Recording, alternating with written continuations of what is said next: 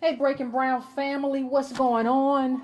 I'm going to give you a little while, as I always do. I know you all have had a little time today to get into what you're doing and to get your libations. So I'm going to give you a little bit longer to get your libations. We are here and we have something very important to talk about today. We got to talk about, y'all know we got to talk about it. Y'all know we got to talk about it because y'all asked about it. Everybody's asking me today, Yvette, what do you think about this beef? Apparently there's a beef. Apparently, I don't like calling it a beef. Apparently there's a disagreement between Ta-Nehisi Coates and our own Dr. Cornel West. And so the question becomes in this argument, who are you siding with? So we're going to talk about that. Before we talk about that, as usual, we're going to do just a little bit of housekeeping. Hold on one second. We're going to do a little bit of housekeeping. What I want to do, first of all, if you all have not subscribed to the page, please subscribe to my YouTube channel if you have not done it. Please like the page. Please share it with the people in your groups. Don't forget to share it in groups, because if we want to have this debate, if we want to really have this conversation, there's no way to really have this conversation without having it with other people. We can't have it in a bubble. So I want you all to please do that. You can go to donatebrown.com to donate. You can go to breakingbrown.com to actually subscribe to the newsletter, which comes out every Sunday. That's $2 a month, 50 cents a newsletter. It's just like stuff that I think is important for us to know, for us to understand. So I kind of curate that during the week and I send it out on Sunday. Also, you can go to subscribetobrown.com. That's not a cost. That's just becoming a part of the site. You can make a cyclical donation also at breakingbrown.com. So I want everybody to just be aware of that, to just be aware that there's a cost to this in terms of hopefully the internet stays up to date, but we have upgraded internet and all that stuff. And you know, we don't know how well that's going to work in the age of net neutrality. But that's what we're trying to do, and that's what political education is about. That's what the foundational thing is about. And you all know that it's as part of how I view this project. This project is built, owned by African Americans, owned by descendants of slaves. That doesn't mean I don't get the occasional donation from somebody who is European, but that's what we do. And I like being kind of black owned, and that's the only people that really get a say about what I do. I think that is essential in terms of what we do here at Breaking Brown. So now that we have gotten that out of the way, I want to have this conversation. I want to say hey to everybody in the chat. We about to get down to business. We about to talk about Cornel West. We about to talk about Ta-Nehisi Coates. For those of you who did not see the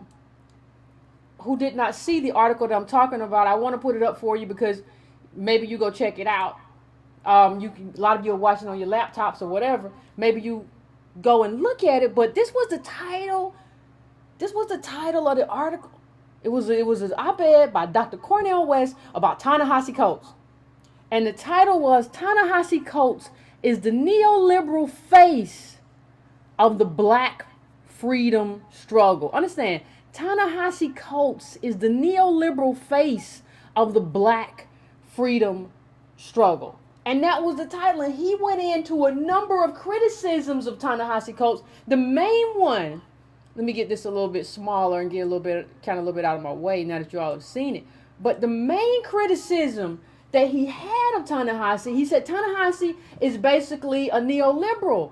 And he is a pessimist in terms of how he deals with black politics, meaning that he doesn't really advocate a position in terms of black politics, right? Or he doesn't give us any action to follow or what to do. He kind of bemoans black politics and explains it to white people, but explains it in a neoliberal fashion, which does nothing to improve the material well-being of African Americans. Now, here's the thing. And here's what I have to explain. If you're asking how I feel about both of these, how I feel about Coates and how I feel about Dr. Cornel West, I feel like there are problems with both approaches, right? Now, the first thing I want to say is this: nobody gets to say that Cornel West cannot launch a critique. I don't even care if it's an attack, because there's no person in Black America who has been attacked probably more, rightly and wrongly, than Dr. Cornel West. So if anybody gets the chance to actually do that, if anybody gets the chance to just say his piece, it's Cornel West. He gets an opportunity to say that. Whether or not I agree with him or not, he has the opportunity to say what he needs to say and what he wants to say. Now let me get down. I'm going to get down to like the essence of the criticism and why I think some of it is exactly right, but some of it falls way short, right? And I think some of it, and some people didn't expect this coming, but I think some of it actually doesn't give Coates enough credit. So I think there's a needle we have to thread here, and I think we have to be very careful. I think when I talk about who I oppose in terms of this show, I'm very careful in terms of the enemies that I choose. I choose them for a reason. I choose them because basically I think they're worthless, right? I don't see how you could come to that conclusion with Coates, and so I'm going to explain exactly what I mean, but I want to put it in the context. I want to put it in a context that everybody can kind of understand, right? I want to put it in a context that we can all kind of make sense of. So I think everybody has read Coates. And that's not the issue. I think Coates makes some very valid points. But I think the best way for me to kind of put into context who Coates is and the problem that Cornel West sees with Coates is this interview. That was an interview that he did, that Coates did with Stephen Colbert, and where he basically kind of said, I don't have any faith, kind of like saying I don't have any faith in America. And I'm gonna read a little bit from that. I just want you to bear with me for a while because I'm trying to give everybody the context of what was said. And Coates said, Colbert said, you've had a hard time in some interviews expressing a sense of hope in this country. Do you have any hope tonight for the people out there about how we could be a better country? We could have better race relations. We could have better politics. No, Coates says. But I'm not the person you should go to for that. You should go to your pastor. Your pastor provides you hope. Your friends provide you hope. And Colbert says, I'm not asking you to make shit up. I'm asking if you personally see any evidence for change in America. And then Coates says, but I would need to make shit up to actually answer that question in a satisfying way. Now, here's the thing.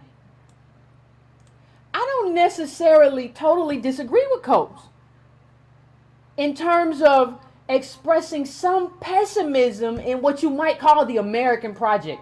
I don't disagree. This is a country that has enslaved people, and ever since they've enslaved people, they found a way to trap black people in some kind of trap. It's almost like, as African Americans, it's like a maze.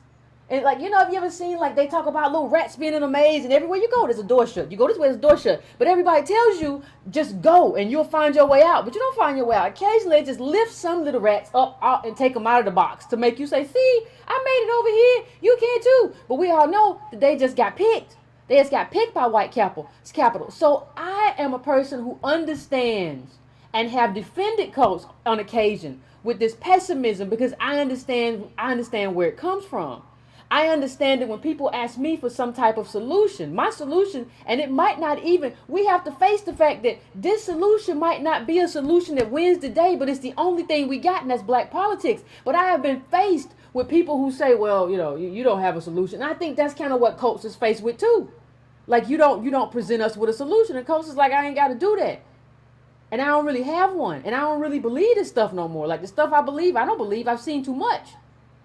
So I sympathize with that. But there are limitations to this idea that you don't have anything to offer. You don't have anything to advocate. And then you side with Obama on a lot of things when we all know now Obama wasn't an advocate in any way for the African American community. So I think there are limitations to how Coates writes, how Coates thinks, and how he communicates his advocacy, right? So,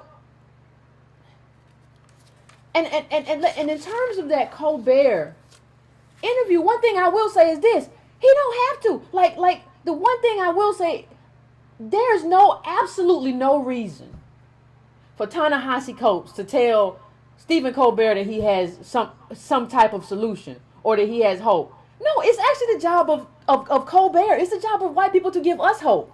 Like, you become better people and you give me hope. But I'm not in the game of moralizing. That's the problem. I'm not in that game. That's not what I'm here for. And to the extent that that is what Ta-Nehisi's here for, that's the extent that we have a problem. Because I'm not here to kind of win. And I don't think you can be. And see, Ta-Nehisi would say, I'm not in black politics. I just write.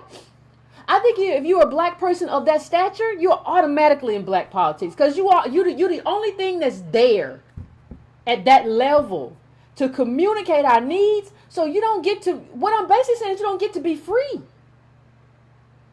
You don't get to be free. Like, I think what he wants is a certain freedom that he should understand, just in terms of understanding America, that freedom isn't there for him. And I think that's kind of what Cornel West was getting at. But there was some other stuff there as well, and we're gonna get to all of it. It's not a problem. But one of the ways that Ta-Nehisi defended himself was basically by saying, listen, I have on many occasions, and you see the post I put up, I have on many occasions called Obama to task for his the way he was colorblind, but then talked down to black people. Well, to a certain extent, that's true, right? To a certain extent, and this comes as somebody who has read Coates for a long time. So, to a certain extent, that is totally true. He has, as he came along, Ta-Nehisi Coates did, he did criticize. He did criticize Barack Obama. But here's the question that we have to ask, though. What does that criticism matter? What does that criticism matter if at the same time you criticizing Obama, you criticize Obama during his tenure, but at the end you say he's a moral man. Now Cornel West, if you read the Guardian article, Cornel West will be like, well, it's because of drones, and it's because of he didn't do anything with the Palestinians and transgender rights and all kinds of stuff that I don't know how much all of that stuff has to do with African American descendants of slaves. Right? But that's kind of the point that he kept making. It's like he didn't do this. No, I'm gonna tell you right now what makes Obama immoral. It's not the fact that he did that stuff. Like, one of the things that we gotta learn how to do as black people, and that includes Dr. Cornel West, we gotta focus. We gotta focus. You can't tell me that I gotta stand up for every oppressed community in the world, from Yemen to everywhere else, to the Palestine to everywhere else, and then turn around and tell me that I got to do all of that when I got people in Alabama who got feces in their backyard. You can't tell me that. And that's kind of the case when you go through it. That's part of the case that Cornel West makes, is that, like, these are the things that make Barack Obama immoral. That may very well be true, brother, but let's start closer to home. I ain't got to go all the way across the world to see what makes Obama immoral. I don't have to do that. And to the point that we are so scattered as people that we can't focus on our own selves. That is a serious problem. And that's one of the criticisms. I'll get to the rest of them later. But that's one of the criticisms I would make of Dr. Cornel West. It didn't take him but to the second paragraph of that Guardian article to get to Palestine. Now, I don't have no problem. Listen, I got no problem with none of what you're saying. But I need to focus as an African American. I need you to focus on us. We have this you don't get to have, and this may sound offensive to some people, but you don't get to have this kind of internationalist outlook when you ain't got no pipes when you ain't got no pipes coming from your house. You got to understand what that means for blackness if there are no pipes coming from your house. You got to understand what that means to our community if we don't even, and what that means in terms of how the rest of the country thinks about us. That they don't even care that we don't have pipes, that our poop goes in the backyard, that people don't care about that. That says everything that I need to understand about how the rest of America feels about African Americans. That wouldn't be allowed to happen.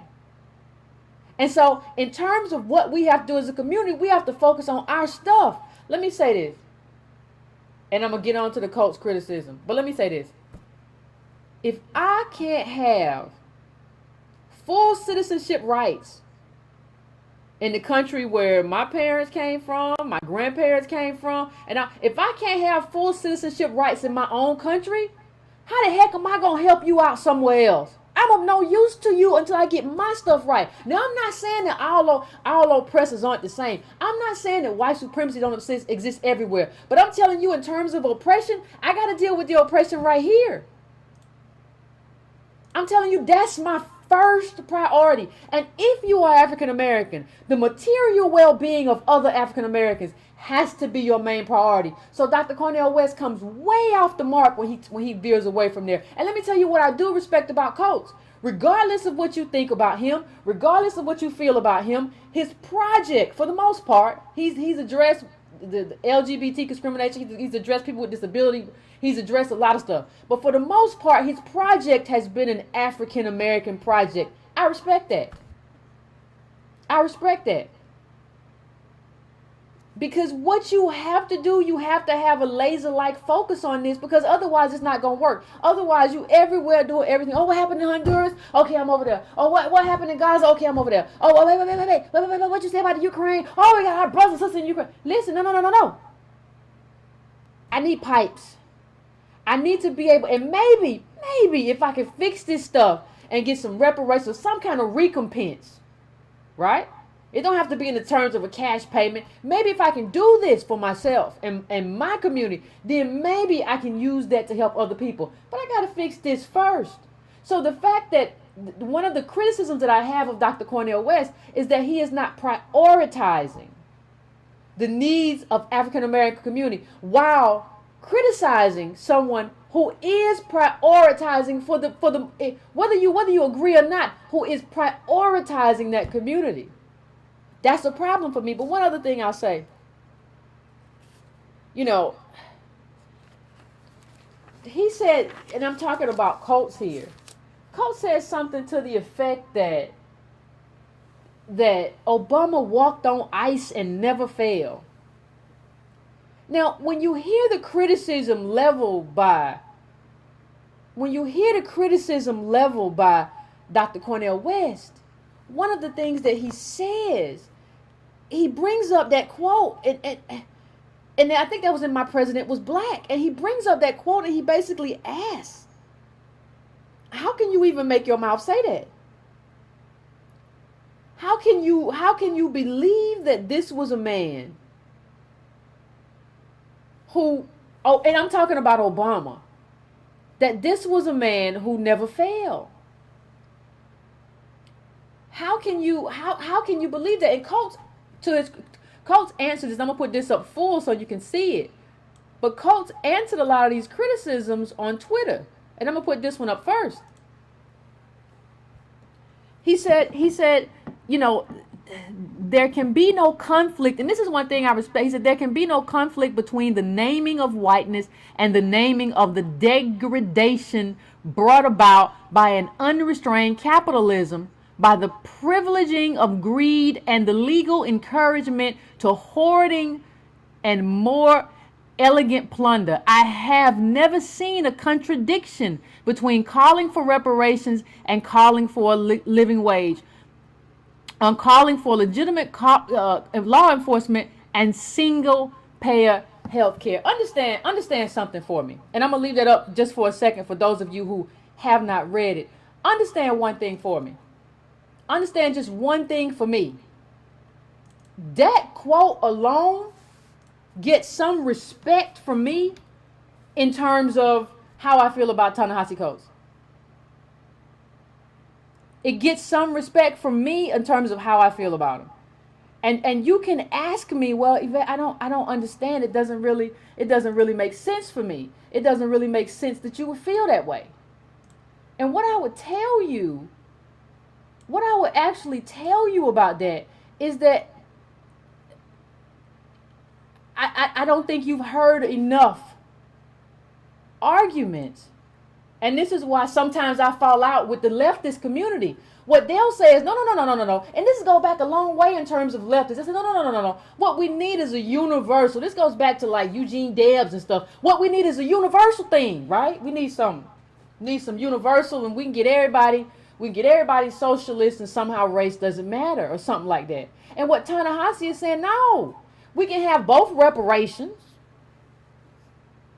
We can have reparations and we can have something else, right? So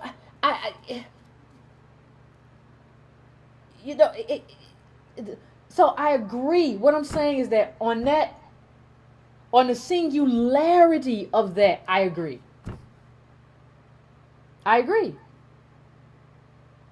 And I agree with some. I'm going to put up something else that Coates, how Coates kind of defended himself. But I agree with the singularity of it all. I agree in terms of how it has to be handled, and this is kind of how Coates says, how you are misunderstanding me. Basically, I mean, that's the only way. That's my only way to put it. He says, if you see something missing in my work, some deep moral problem that I'm not writing on, it may not be because I don't think it's a problem. Maybe I don't know enough about the problem to speak on it or to be speaking on it. Can I tell you something? Here's the problem with that. And this may even be unfair to Coates, but in life ain't fair. You don't just get to do everything you want to do. It is what it is. Here's the problem with that. In terms of who you speak to black, probably college educated people, and you speak to a whole lot of white people. That is what people have begun to call, or what people have called, the white gaze, right? Well, part of what happens with that white gaze is that you're speaking to a lot of white people. And like whether you like it or not, you have to get them you have a responsibility to give them some kind of charge. You have a responsibility to give them some type of directive. One of the most disappointing things in one of the most promising contexts was when Ta-Nehisi Coates did his reparations essay. Expertly done. I was a big fan of that essay.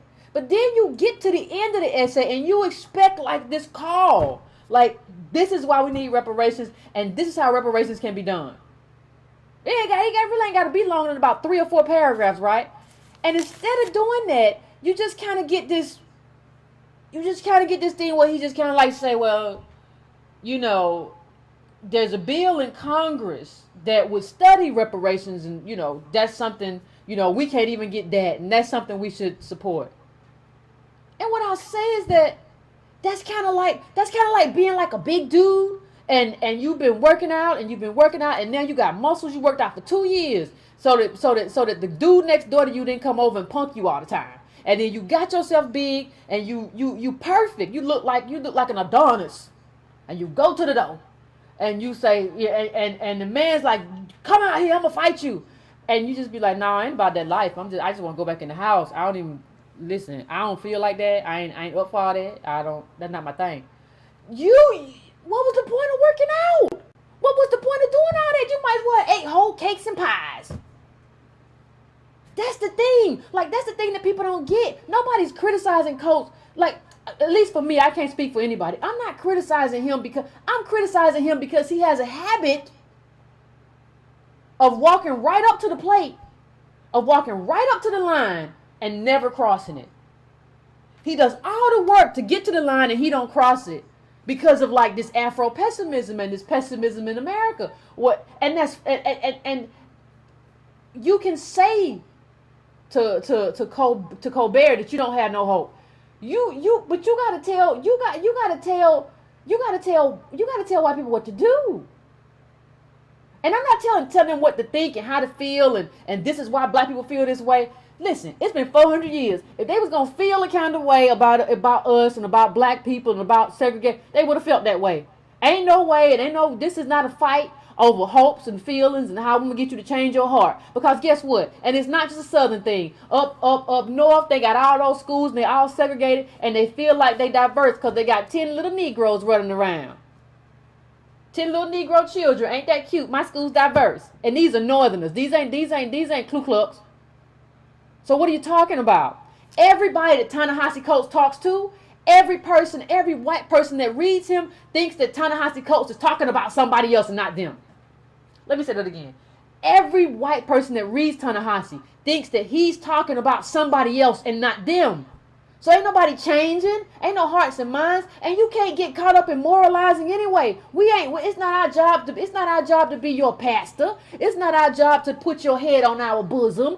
That's not our job as African Americans. That's not who we are. And we should never try to be that. Because anytime we try to be that, we lose. If there's not one thing that everybody needs to understand, it's that politics is a blood sport. It's just point blank and period. It's a blood sport. It's about winning. And it's about getting people with you that will help you win. To the extent that I can form a coalition to win, I'll do that. But it's about winning. It's not about convincing you of anything. And all these people who whatever, they just need to lose. Like all these people who voted for Roy Moore, I just need to find a way for you to lose. I ain't changing your heart. You will stand right there and talk to me, and then you'll go and be like, yeah, but I just don't agree with her. I just don't think she's right. She was a nice little light, bright girl, but I just think she's wrong. So I don't need to convince you. I need to find some kind of political way to defeat you. And I think that's Cornel West's criticism. I think that's part of the crux of the criticism. Is that you are not, and he said this, if you look at the essay, he talked about the need for some type of collective action. Like I'm trying to look at it right now. He talked about this.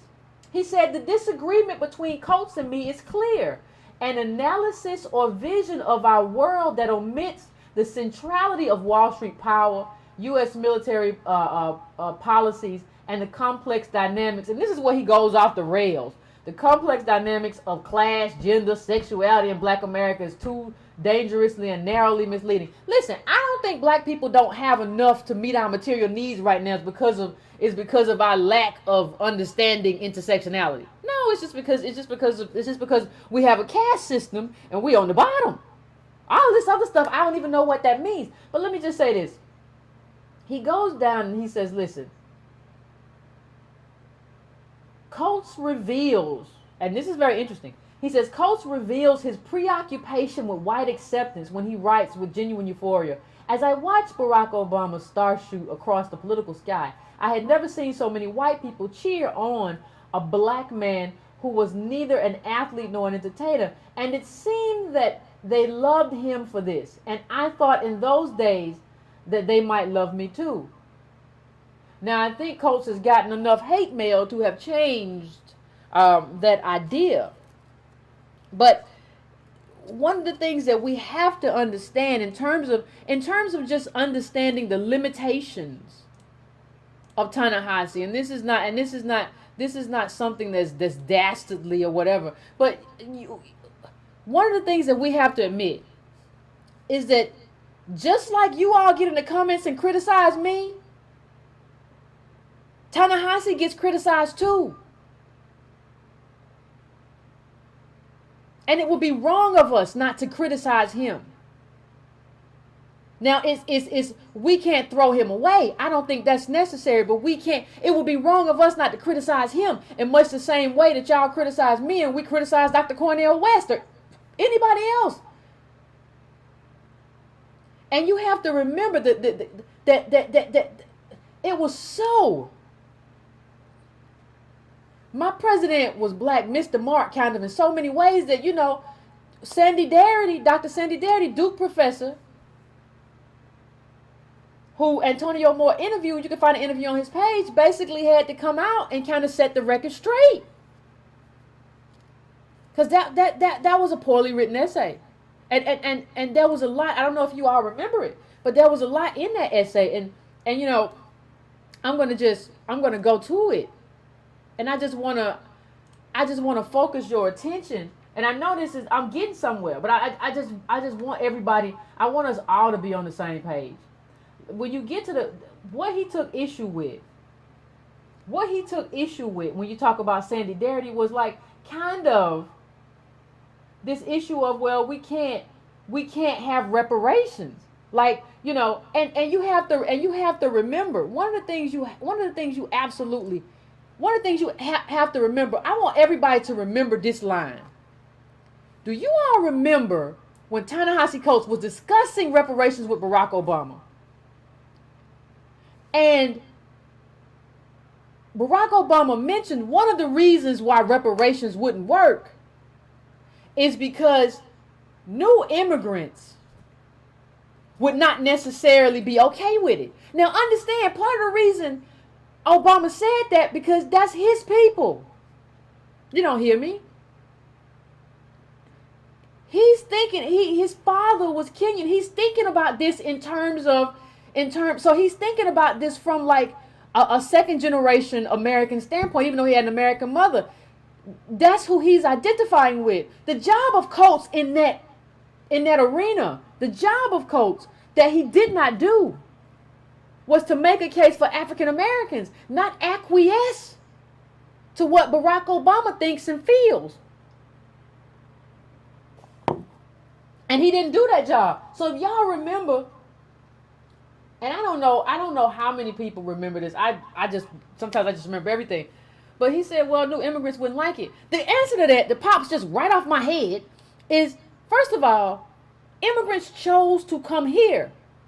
Nobody went and got them. Somebody came and got us, but nobody went and got them. And then we got mixed up, with poor white people, and some people, women got raped and all kinds of stuff. But nobody went and got you. All came here, first of all, of your own volition. You can always go home, right? So you don't get to choose what's in your taxes. As a matter of fact, citizens like who've been here hundreds of years don't get to choose. We all pay for stuff in our taxes that we don't want to pay for. So for you to tell me, well, the problem is that new immigrants may find that objectionable or whatever kind of nonsense he said, that's something that you should rise up and say, this person is not advocating for me. I have to offer some sort of pushback. And he didn't do that. And so what you had was Sandy Darity come back, and not only did Darity kind of press down exactly what Obama did wrong, and how he left, and how this one boat lifts our ship, all this stuff was nonsense. Not only that, but he says, listen, it was not helpful to have a first black president who was not in favor of reparations.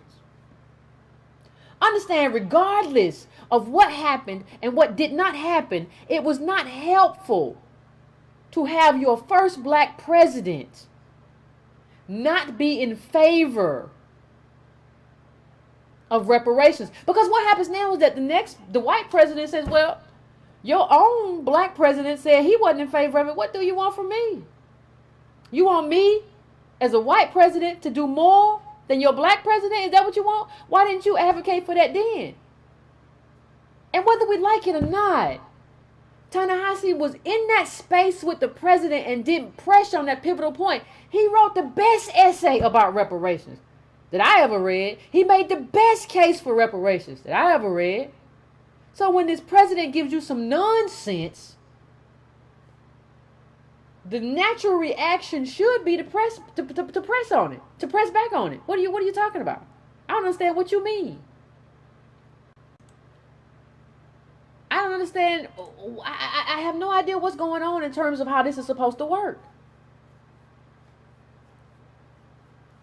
I just don't get it. I understand how. I really do.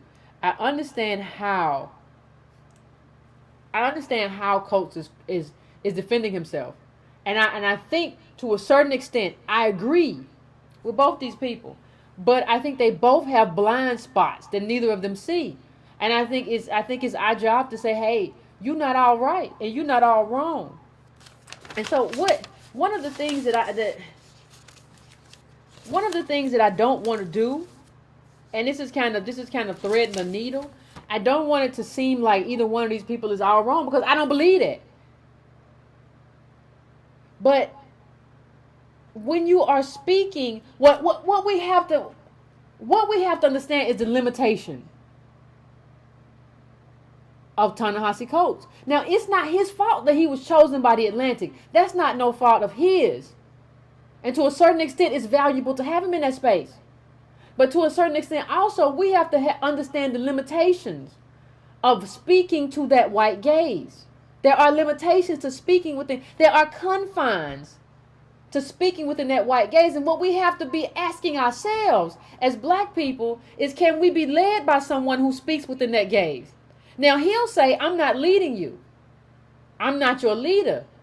And to that, I'll say, well, what's the point of us reading him? Right? Because a lot of stuff he's talking about, he gives us a lot of research and a lot of specifics, but we, black people, have lived racism. If you're going to talk to white people, my thing is you have to give them something to do. There has to be, you can't bunt the ball. When you get it, like, we only have like one shot. I don't think people understand like how complete black life is. A lot of times you just get one shot. Most times. And you might, and a lot of black people, most black people live their lives without getting that one shot. You got in the White House and you got the opportunity to ask those questions, whether you like it or not. You don't get to do the whole thing of, well, I wasn't on my, and I didn't have the right clothes on. No. And you don't get to be like, well, atheism is a form of defiance. No. We're talking about collectivism in terms of like movement politics, in terms of, well, if you had your druthers, you've done a lot of research, what would you like to see happen? What is the action, the political action that we see as the next step to what you say we face?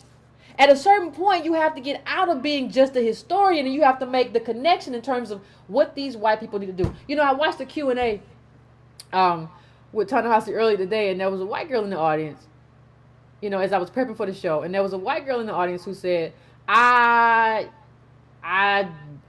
you know, she was a student at a university, and she said, there's segregation there, and what can I do? And Ta-Nehisi told her, you have to first understand the limitations that you have, and you're not going to be able to change it. Let me tell you something. I'm never going to tell a white person that there's nothing they can do. I'm never going to tell you. Now, I'm not going to educate you. It's not my responsibility to educate you. There are enough books, enough articles, enough journals. If you wanted to be educated, you could be educated. If you come and ask me to educate you, I will walk away from you mid-sentence. You'll just be talking and I'll be gone. I don't got to tell you bye. So I'm not going to educate you. But if you say, I want you to tell me something to do, I'm going to tell you something to do. For that girl, why don't you become a housing advocate and make sure that and work on anti-discrimination in housing so that these little kids can grow up together? Why don't you do that?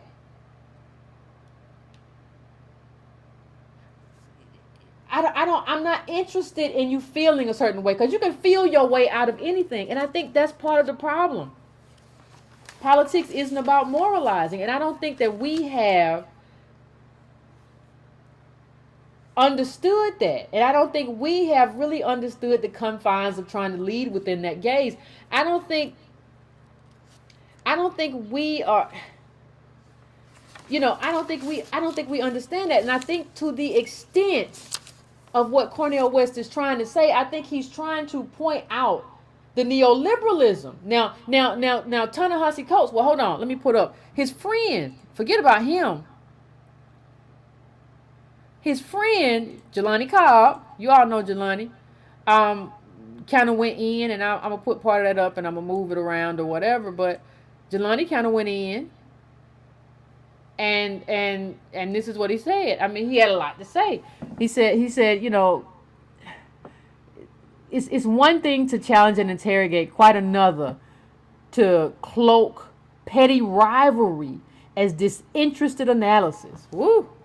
What part of neoliberalism demands reparations and places that demand squarely within the history of racist American public policy? And I mean, okay. I mean, and I'm going to leave it up so you can read it for a second, but that's legitimate. That's legitimate. Is that not legitimate? I think that's a legitimate gripe. I don't know. Like, here's the thing. I don't know if that's petty. I don't know enough to know. I don't know enough to know that whether or not this is petty, whether or not this is something that this is something that has been happening within the academic community. And like, I don't know. What I can tell you though is that it's not apparent to me. It's not apparent to me that Jelani's right. It's just not. And let me tell you why. It's not apparent to me that he's right. He says, well, if you demand reparation. What kind of neoliberal demands reparations? I didn't really get a demand in Ta-Nehisi's piece. I got a great piece of writing about what black people had went through. I didn't really get a demand though. I got kind of an asking or kind of a question of why don't we do this? And I think that's what a lot of people see in Ta-Nehisi's writing. They see a lot of, well, why are you white people still so immoral? Why y'all keep treating us like this? And this is wrong. And like it almost feels like the belief is that white people just don't understand enough to be decent. They don't understand enough. And if they understood more, that they would come to terms and be like, we have to do the right thing by black people. I just have never bought that. I've never bought it as a project. I've never bought it as anything. And so I want you to just look at this. This is another clip. And this is another clip from Jelani Cobb. He says, this points to a broader concern. I might as well air. One more fascinating thing I've accepted to as Ta-Nehisi Coates has been more prominent is the unifying contempt of a striking array of black intellectuals. Now that's possible. That's possible. I don't run in those circles. He might have a point. He says, I found it striking that people as intellectually diverse as John McWhorter and Glenn Lowry are mad at the same dude as Cornel West and Adolph Reed. I can't tell you how many times black academics have tried to turn me against my friend on the low. Ooh-wee. Y'all black academics ain't shit. Y'all are, ooh-wee. Now, I'm not saying that's not a part of it. It could very well be. And I'm not trying to put it past them. I bet you there are a bunch of people that are so upset that a Howard University dude who dropped out of school is getting more esteem than a lot of them. I'm not saying a lot of them aren't jealous. I think that's a possibility. I think that's a possibility that they're jealous that he has getting that attention and they want that attention. They've been trying to court white attention all their life and ain't got it. Ain't that so sad? You've been trying to get white people to pay attention to you all your life and they never did. You just want to hang your head and weep. I think Jelani might have a point. I think there might be some hate in some of this. He's going around, Ta-Nehisi going around and get Genius Awards and nobody knows your name. Nobody knows who you are. And you so upset and discombobulated, you don't know what to do. And I'm just gonna put let's just keep the petty going. Jelani says, that MacArthur, good God, I don't know that MacArthur award he's talking about that Ta-Nehisi Coates got. I don't know how many people were whispering about how he didn't really deserve it. Again, there are valid criticisms to be made of anyone's work. That's not what a lot of this is about, though. Straight up, many people hate the fact that the person being hailed as possibly the sharpest black intellectual writing about race is an HBCU dropout. Ooh-wee! They prefer their self-made intellectuals to be of the deceased variety. Baldwin, Cruz, Malcolm. Ooh.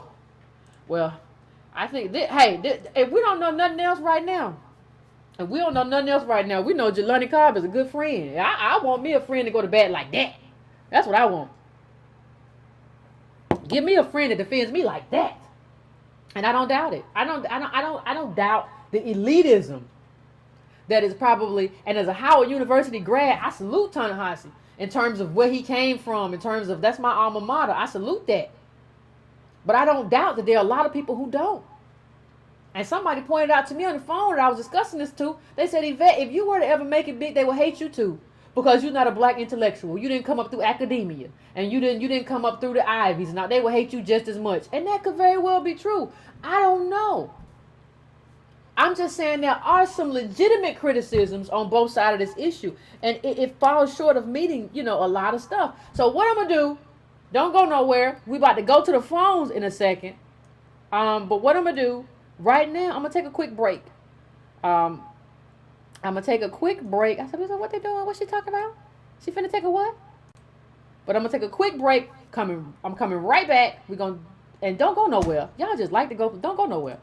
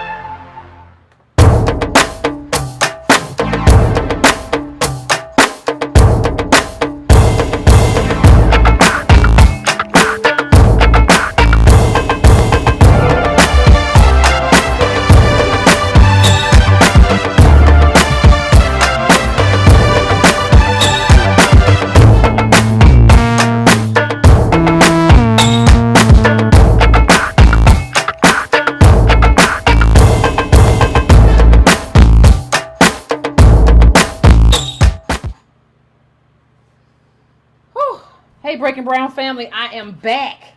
And I'm gonna put the number up. We're gonna go to the phones because I'm really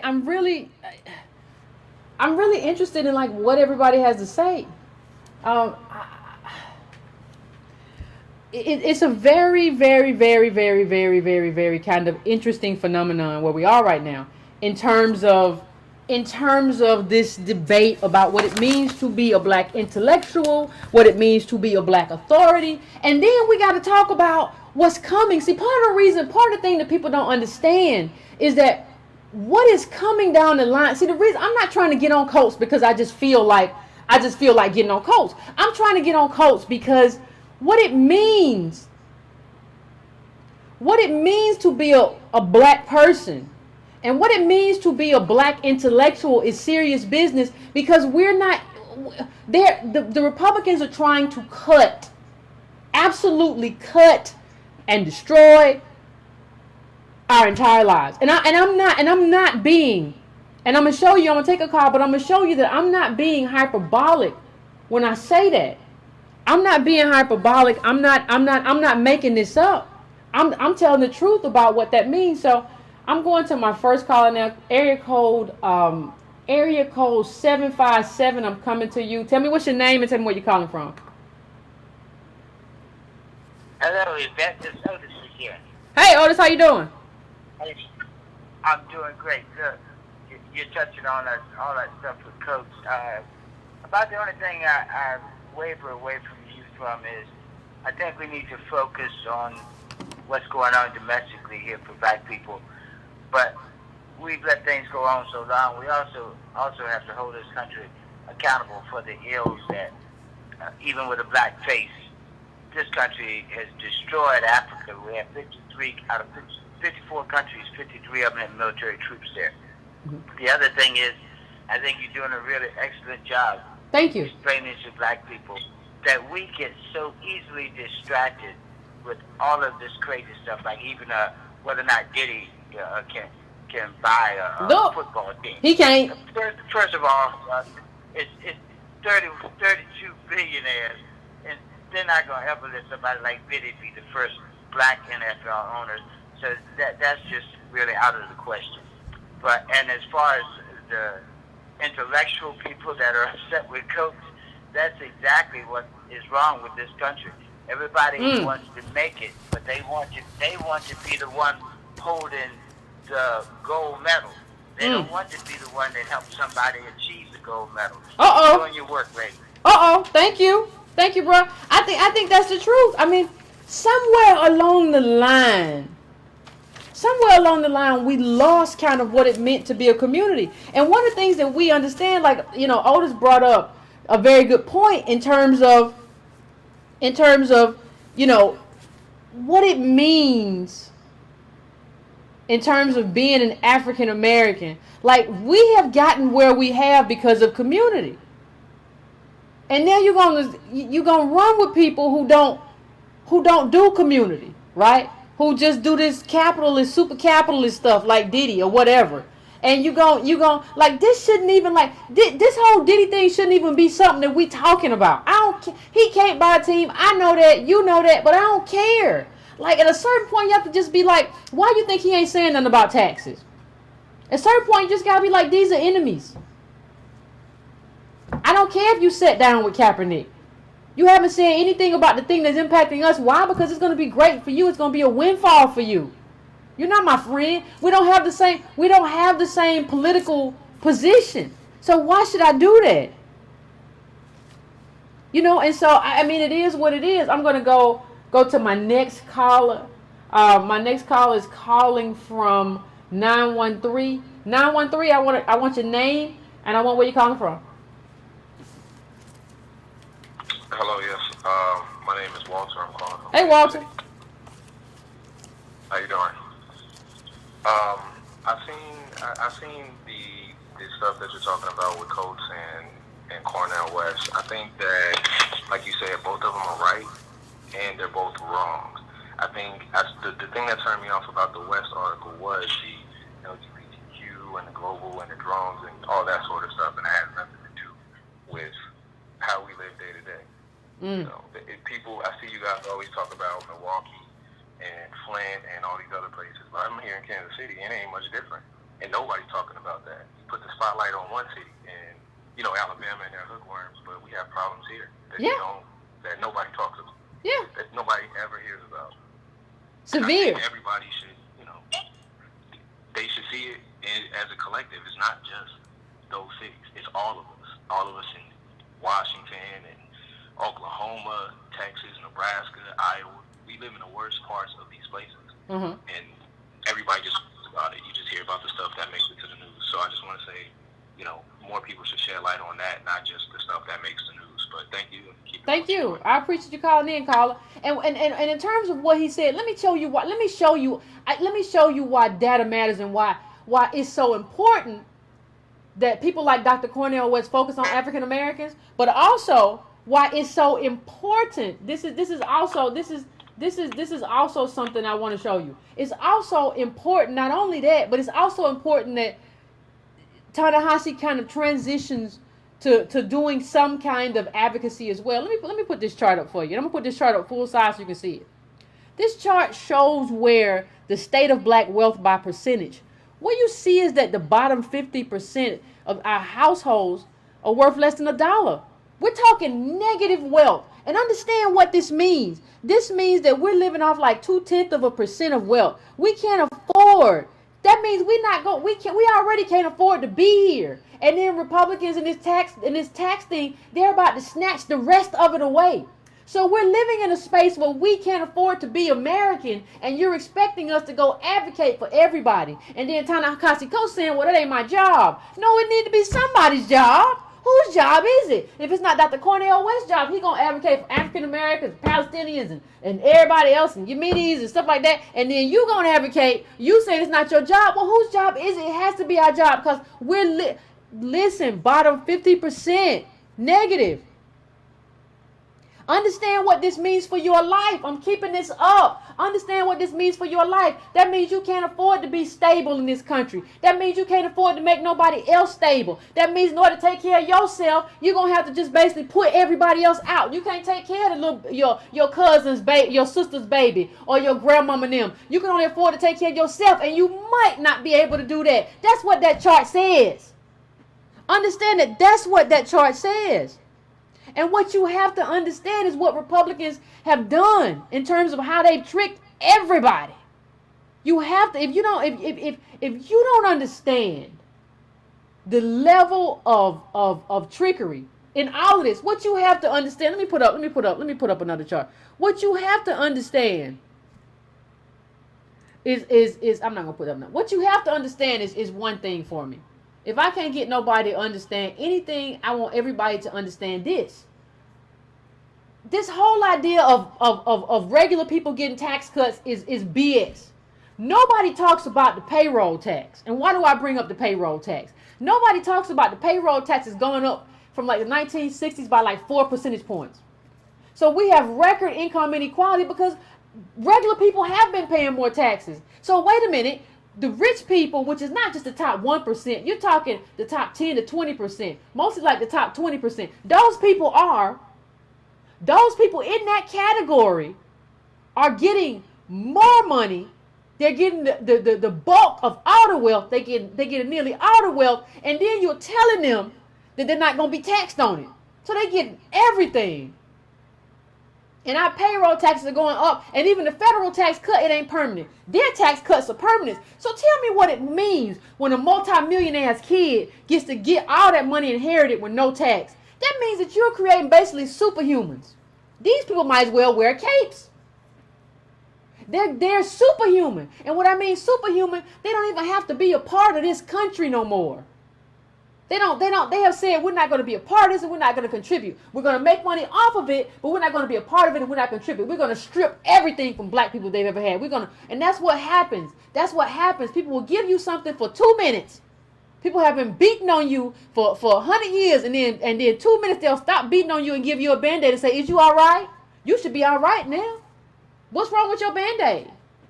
Nothing. No, ain't nobody going to set your bones when they... And we look at this and be like, you know what? The do for self is look at this and say, you know what? We should be all right. We got Bitcoin. That's how I'm going to save myself. I'm going to save for my family with that. Oh, my God, man. Come on. Anyway, I'm going to the next caller. Caller, area code 407. 407. I'm coming to you. Tell me what's your name and tell me where you're calling from. Hello? Caller, you there? Hello? Yes, what's your name? Where you calling from? Hello? Yes. Hello, can you hear me? I can hear you just fine. Okay, so I'm calling from Orlando, Florida, and I have something to say really quick. I hear what you're saying about Coates, but I have something really quick to add. I think that it's getting really bad out here for African Americans, and I think that we all realize that, but I think it's getting, I don't know if it's because white supremacy is getting sold, but I have something that I saw not too long ago where a friend and I were discussing, she's in kind of leadership in corporate America, and we were discussing some issues, and one of the things she stated was when she got ready to possibly lay off people that were not people of color, they told them that they should leave them on their budget. They should leave them as PRN and leave them on their budget so that they can have jobs or income or verifications to get homes and mortgages. So what this means is, I'm just going to go ahead and say it, white America is basically, making sure that their people have some type of income coming in or some type of verification in some type of way to get mortgages or whatever they have to do. They want to rent an RV or if they do, they're making sure whether they work for that company or not, they're staying, in-house so that they can get, those type of privileges that black people don't have. Now, if I don't go to work, then I don't eat, and I sure can't use the company for verification. So those are just some of the things that are happening today in America, and it's getting really bad. It's getting really bad for us. It's about to get worse. It's about to get worse. And thank you, caller. I appreciate you calling in and telling us about that. I appreciate you calling in. But let me just say it's about to get worse. And you know what the biggest problem is about it to get worse? Is that nobody knows it's about to get worse. Let me show you this chart. I'm about to put a chart up. Look at this chart for me. Look at this chart. This chart is rapidly rising pre-tax inequality. Look at that line. Look at that green line of 1%. Look at that other line, the gray line of 10%. And then look at us. We're at the bottom of that little red line. That's us. And understand that red line is about the crater, and we're at the very bottom of that red line. Understand what that means. We shouldn't even be talking about Diddy. We shouldn't care about what he does. We shouldn't care about what he gonna try to buy. He ain't got enough money, and he ain't got enough people. He know to buy that anyway. He just get high off that Ciroc at nighttime and just start talking. And I don't care what he gotta say. Like the fact that we make his Instagram news shows that we have a problem. You think he's sitting around worrying about what happens to us? He does a photo op with Colin Kaepernick, and they both sitting there, and it's just like, that's a substitute for black political activism and movement politics and everything, because he's sitting down and he's saying, I want to own a team. And everybody gets excited without realizing that these people are not your friends. Y'all remember the thing I played? You have somebody, how many people you done had under contract forever? And they just don't get to make music forever or for a very long time. These are super capitalists. They're not thinking about you, but let me tell you something. He's the best at manipulation. He'll do one thing and come back and say, I'm all about love, baby. I'm all about love and positivity. This is black excellence. And we'll believe the thing that he says over the thing that he does. It's amazing to me. But I'm going to go to the next call. Next call, I'm going to area code 202. 202, I'm coming to you. What's your name? Where you calling from? Hi, I'm also a Howard alum. I want to talk on a few points. You bring up a good point, and I've been watching you for some time, and bring up about Diddy and all this lifestyle of the rich and famous. He's just another tool, I believe, of the propaganda arm of white supremacy, to white supremacy. But what you brought up earlier about Coates versus West, basically, it's a couple of things that's going on. I see it as it's twofold. It's the Generation X versus the baby boomer thing going on there. And not only that, the Generation X, our generation from that point, we were also the ones who helped bring back that resurgence of the historically black colleges, where with the first generation of those going into integrating like the Ivy Leagues and going to those schools. So you see a little bit of that going on with that between the two, I believe, in my opinion. And something else you brought up was about, I think there's also pushback from those so-called intellectual ones like West and Gates and all those of that ilk. What they're losing is a lot of their legitimacy, because through the internet you have a lot of black, a black empowerment movement coming through the internet with like yourself. Black authority and so on and so forth. And what as we hear and we start to talk and build our information on that through saying like, hey, we need to look and be black first and concentrate on black first. People like West and Gates and all that with that intersectionality, they're losing favor, and it's clear because all that crap and what's been going on for the last 40 to 50 years with the Democratic Party with their benign neglect policy has just showed that we're not getting anywhere. And just like you said about Dr. Anderson, we need to concentrate on us. That's why there's been a concerted effort to try to make us this face of being a permanent underclass and just making us permanent underclass. And the key is for us to build upon, like Dr. Anderson said, and not so much about capitalism, but group economics and using us as a force and creating, with our money and with our own. But the thing is, we don't have money. And the thing is, money is only valuable in the like you have to think of the context of money. You can't think of black people as like, well, we got money for Jordans. You got money for Jordans and Jeff Bezos is over here. That ain't real money. I'm not disagreeing with you. I think it's a twofold strategy, but we still do need to somehow protect our own community as well. So I'm not totally disagreeing with you, but it's a twofold with economic plan with political plan. And the intersectionality is we have to always come to the point of view. It's us first, black first. No, I agree with you. With that being said, I'd like to get your feedback. I like to get your feedback in regards about that Generation X and baby boomer point of view of it, as well as a psychologist, but prior to being integrated and working with the Ivy League, how they see it. I mean, thank you, Carl. I appreciate it. I'm sure there's some of that there, but and millennials and baby. I mean, it's so difficult. The only thing that I will say for absolute certain is that we can't listen. We have tried to protect our own. We have part of the things that happen is that people call in and say we should try stuff that we done already tried. We tried to have our own, and Black Wall Street got burnt down, and that was then. But see, what happened then has led to now we don't have enough. It's not enough. You can't have a middle black family.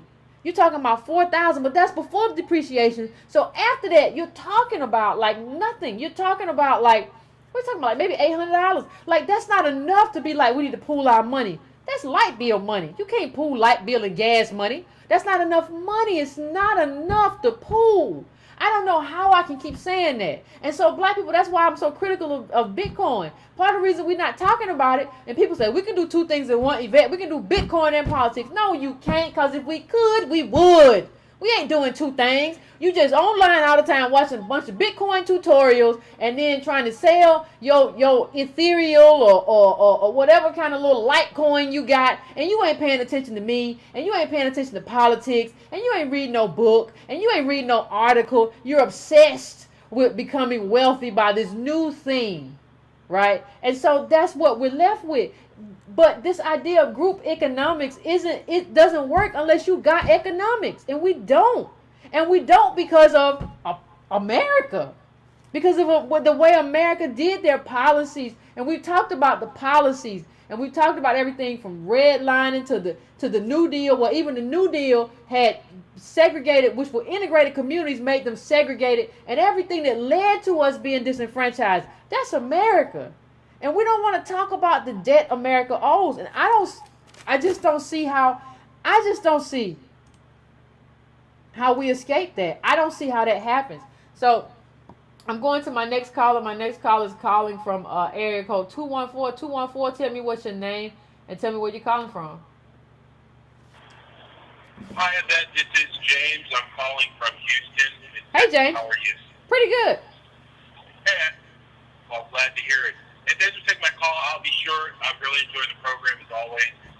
Hey, just a request, and I posted this before, but a big part of obviously what you're advocating is that we have to lobby our elected politicians and officials, and so that means communicating with them, in my understanding, and letting them know what we want and what we expect of them. So two things. I guess I'd like to hear from you is, can you do a talk clarifying, what kind of demands or requests we should make of elected officials at different levels, whether it's a congressman or senator or what, that sort of thing. And then secondly, could you put together some type of a standard letter or something, on the website we could download and then sign and send to our elected officials in terms of what we want them to do for us as black people or black community? Okay, thank you, caller. I'll address it. Thank you. I appreciate you. I appreciate your call. In terms of the demands, I'll make sure it's still up. But when Trump got elected, I put up on breakingbrown.com I put up a list of kind of demands from the black community. That was kind of tailored for Republicans and conservatives. There's some other stuff I would ask if it was a liberal, but you tailor for who you tailor for, right? I don't have a general letter. I don't think you need a general letter. I think you have to have a letter specific to your community, which is why you have to pay attention to your community. But I did put that other thing up at breakingbrown.com. I know it's up there somewhere. So I'll try to go and see if I can find it and make it more prominent, because I posted it a few months ago. But it still should be there somewhere, because I haven't done a lot with Breaking Brown because I've been doing mostly video here. But I will see. But yeah, that's up. So it's already a lot of good ideas out there. But one of the things that I also want to say is that, this is not kind of slamming Ta-Nehisi Coates as much as it is understanding his limitations, right? Ta-Nehisi Coates does a great job of explaining, like, our anger as black people. What he doesn't do is kind of talk about how we're going to address it. And I think any African American in this era has to be in that fight. I don't see the thing is, like, black people want to be like, well, I don't have to be in that. I'm just a writer. I want to be free. And I understand that. And I also understand when people always barraging you with solutions. Most of the solutions they want ain't gonna work anyway. I get that, and I have some sympathy for Coates. But, like, no, you got to give people, you got to tell white people something. Like, in terms of what they have to support, you have to bridge the gap between explaining our anger and addressing our anger. Again, you have to bridge the gap between addressing and explaining, explaining our anger and actually addressing it. And part of that has to do with the fact that you're the only dude in the room. I would love for there to be, 1,000 people in the room. I love that there's another black person, Nicole, God, I can't ever remember people's name, who just got another Genius Award. I love that. But in a lot of rooms, you're the only one. I can't have you in that room saying, well, I don't know, that's not my thing. I need you in that room saying, this is what you need to do, and this is what you need to vote for. Or otherwise, if you don't, white people would just tell you, I'm one of the good ones. And I need something I can say, well, did you vote for this? Because if you didn't vote for this, you're not one of the good ones. So did you or didn't you? Like, I need to be able to leverage what Coates is doing into meaningful policies that impact the material life of African Americans. That's what I need, and that's what we need. And so nobody's trying to do anything. Nobody's trying to do anything to Coates in terms of taking him down, but everybody gets criticized. Everybody gets, and there are limitations. I mean, at a certain point, we have to talk about the limitations of moralizing, the limitations of talking about just how awful something was. At a certain point, I think you do, even as a writer, you have to kind of move beyond that. Even if what you're doing, nobody's saying that, like, a lot of times people don't want to do it because if they do it, then they get held to account. And sometimes we as black people get real petty. Well, you said do that and it ain't work. That's not the point. We tried. This is the journey we on. Ain't nothing for sure. You gonna get on it. We gonna get on it. We gonna fall off. We gonna get back on that old mule. That's just how it's gonna work. But you have to be in the space of what can work. How do we figure out a black politics that does work? I think Ta-Nehisi Coates has done a good job of assessing the problem, but I think now we have to move beyond it, and everybody got to graduate. Everybody got to graduate, right? So it's time for you to graduate, Ta-Nehisi. So anyway, I'm going to next call, area code 832. I'm coming to you now. Hey, what's going on, Yvette? How you doing? I'm doing pretty good. How about you? I'm doing just fine. I'm calling from Houston, Texas. My name is Marky. I just want to tell you I appreciate everything that you do. I've been watching you since February. You bring great content. I wanted to talk about the black intellect. I have a friend of mine. He just completed his PhD, and he's currently working at a university right now. And he told me that his mentor had explained to him that, he can't help him out anymore. Or me and you are in competition now. This is what his mentor told him. Instead of helping him out as a brother and uplifting him and bringing him into academia, he pushed him away and told him that he can't he can't help but you're my competition now. So that kind of, bothered my friend for a while. So I believe what Coates is saying, I really believe it. It's really crazy with the black intellect. I mean, I think that's gotten a little bit out of hand.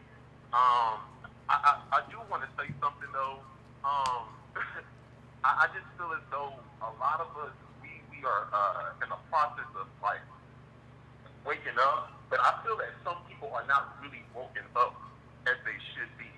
Do you get what I'm saying? Like, yeah. I just feel like some people are really disconnected, and like, I just feel as though we come from different backgrounds, and as black people, we're diverse within our own selves, and I think that it's just that we don't have enough solidarity for one another to come together to work with each other. We all are different. We all have different views. And I just can't understand why the black intellect, politicians, and leaders, how we can't all get together. It's just really confusing to me. As a, because I come from a black household, what I'm saying? Black family. I have black elementary school teachers, middle school teachers, and high school teachers. Yeah. And I've seen this stuff work together. You get what I'm saying? And this is in Texas. Oh, I understand what you're saying. So, I mean, it's just very... When I'm out in the real world now, I'm in my late 20s, and I'm seeing this. It's just very confusing to me that we can't get together. And like the first caller was explaining, I think that it just goes to show that one person wants to hold that medal and be the next great leader, and we can't do that. We have to do it together. It's just very baffling to me. Okay. Thank you, caller. Thank you, caller. I appreciate it. Thank you. No problem. It's kind of interesting. He talked about competition, and he talked about the first part of his call was very interesting in the sense of, we can't. You are my competition now. And the thing is, like, if you see a lot of successful people, white people, like, they never stop helping each other. There's like, it's always like this web, like of mutual kind of wealth. But I think what that person was saying was kind of built on scarcity, because in a lot of times there's only one black person in the room, only one black person allowed in the room. And what that professor is saying is there's only one black person in the room won't be in that room. So you have to question, like, who is determining, though, who, instead of just getting mad at the professor, and I would be, you have to also ask, who is determining who gets in the room? Like, why is there only one person in the room? I'm happy to see a lot of other thought leaders other than Ta-Nehisi start to come up. But for the most part, in a lot of ways, when you see black people reading, what they're reading is just Ta-Nehisi. And so you get to speak to a lot of black people. And so you can't do that and say, like, well, I'm not the person to do X, Y, and Z. That's kind of not my job. I'm not that. No, all that is your job. You're the only one that's all your job. That's all your job. And I understand it's not your job immediately, but now is the time to kind of transition and say, now I'm moving into what systems will work. And I understand that you're somewhat constrained because of where you are. But it just kind of is what it is. And like, and this is another quote from Ta-Nehisi, which is very interesting. He says, I can't write on everything. I try my damnedest to be as grounded as I possibly can. And when I throw a punch, I try to have my feet and to swing with intention. And I think that's very admirable as a human, not just whatever, just as a human being. I think that's a very admirable thing to do. But you got to talk about black politics in terms of, you don't have to become an activist, but I think you have to talk about it in terms of what you think based on what you read, and you read a lot, based on what you read in terms of which one of these available solutions is best for black people. And you have to kind of, if a white person comes up to you and says, well, I didn't vote for that, you have to be like, well, you're kind of like not a good person. I don't know what else to tell you. It's not some agree to disagree stuff. You just, this is what's best for us. This is what fixes us, and you don't want to do it. You can't go around and still just be like, I'm not a bad white person because I bought Ta-Nehisi Coates' book. That's not good enough. Ain't never been good enough. Okay, I'm coming to area code 480. 480, I'm coming to you. I want your name and where you calling from. Hey, what's going on? It's Michael out Hey, of Michael. Arizona. Trump is state. I know. You in Arizona, right? Where you at? Yeah, you know it. So let's talk about something. Okay. So let's go through a few things. For a lot of people on here, I want to get something clear. Let's talk about politics real quick, okay? So listen here. Everybody on here listening, I need you to get yourself a box of crackers, okay? Saltine crackers. It's very simple. Everybody get it from the store and look in your cabinet. On one side, I want you to write Republican. On the other side, I want you to write Democrat. On the bottom, write Constitution. On the top, write laws. What you'll notice is when you open the box on the Republican side, it'll be crackers inside. When you open on the Democrat side, it'll be crackers. When you build the box and look at the bottom where it says Constitution, even though it's big, as long as the crackers inside, everything's good. When you look on top and you see the part that says laws, tear it. And guess what? If you look inside and the crackers are inside and they're stable and they're all right, everything is still going to be good. See, politics is a blood sport. Doesn't matter how they build the Constitution or the rules. It's not in fit for us. Let's understand something. 30 years ago, our global economy in 1980 was at $11 trillion, right? And we have $12 trillion in financial asset. What that means is that if there was a bubble coming, we could see it coming 15 years later. 2017, what are we talking about? $75 trillion, right? And we got $251 trillion in asset class. That means all of our asset classes at their highest peak. That means we don't see a bubble. Our economy is 3 times the size. It's 3 times larger than the economy itself. Now, this is a bad situation. I'll tell you why. Because we talk about Diddy, and I was listening to you, and I keep hearing you tell everybody, don't bring up Diddy. But the reason I'm going to bring it up, regardless of what you said, is because I want people to understand something. Why are we talking about, listen, did you read what he said? He said attention. He wasn't telling people he wanted to own a team. He was asking. He was begging. He was begging. We are black. What are we thinking? You know what really gets me? Why is nobody talking about the Alabama thing? See, here's what I don't understand. I did my research, 92%, we're talking 93%, so we're looking at Alabama, right? So some of y'all go ahead, get on your Google, and look up how many black women and black men live there. You know over 1 million people that were black, wouldn't signed up for Doug Jones, didn't ask him for a damn thing. We didn't tell him we wanted more this, fix this, hook words. We didn't do none of that. Nope. We gave him a vote for free. For free. For free. What kind of fool are we? What kind of fool are we? And here's another thing I don't understand. Bitcoin. Are we wrong? Didn't we see the guy from Silk Road who did Bitcoin? Didn't we see this guy go for money laundering? He didn't know what was going on. Didn't he go to jail? Didn't he go to jail? I think he went to jail. Here's the thing I'm going to say, and I know it's going to make you college mad, but that's fine. I'm going to be quick with you guys and tell you because I'm coming from Trump land. And so ain't nothing, like your young lady said, they're really doing that in corporate America. But listen, let's just be honest here. Black people, stop going through this motion where you think you can chew gum and walk. Now, what I mean by that is different story, so let me break it down to you. A man with no legs cannot run track. Don't talk about politics and financial when we don't have no policies or no damn money. What is on your mind? How dare you sit here with everything going on in our country and 1 million of you in Alabama with all the hell you got down there, you're going to go and you're going to vote for Doug Jones and you don't ask for nothing? Then you're going to jump on these news channels with these talking heads and speak like we all need to get with the Democratic Party and make a change because now all of a sudden Republicans are talking about doing harm to us? Has that ever changed? Listen, guys, Trump is about progressive agenda and is cloaked in national greatness. Listen carefully. Read on Teddy Roosevelt. It's a progressive agenda cloaked in national greatness. And that's why everything he does, he says what? National greatness. Thank you, Carla. I appreciate you. He does it, right? I appreciate you calling in.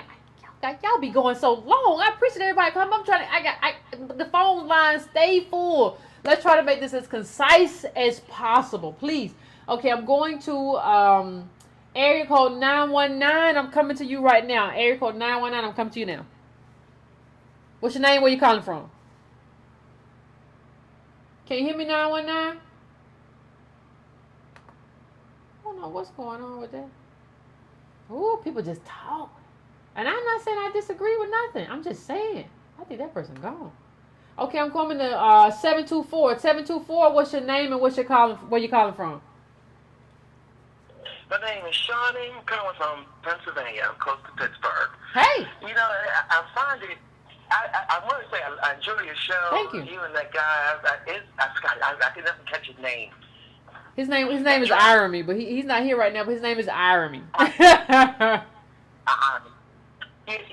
enjoy y'all so much in the politics and everything that y'all are bringing out that we all need to hear. And because being here in Pennsylvania, it's the area I live on. Yes, it's mostly black, but just right up the hill, it's all white. And I noticed that all the money that's coming through the black community usually is just to take care of the white communities.